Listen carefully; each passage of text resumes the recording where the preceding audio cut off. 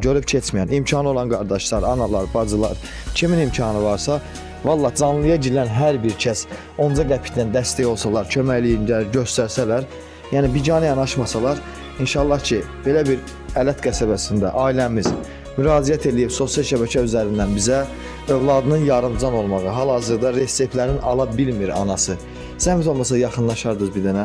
Anam, övladımın problemi bir dənə deyə bilərsən. Evladımın problemi 8 yaşı var, yerəmir, danışmır. Başında yəni problemi var da. Sevral iflicdir, çeynəməsi yoxdur, ancaq elə bir ev yeməkləri yemir də. Ancaq mağazin yeməkləri yer, aptek yeməkləri. Zəhmət olmasa uşağı göstər.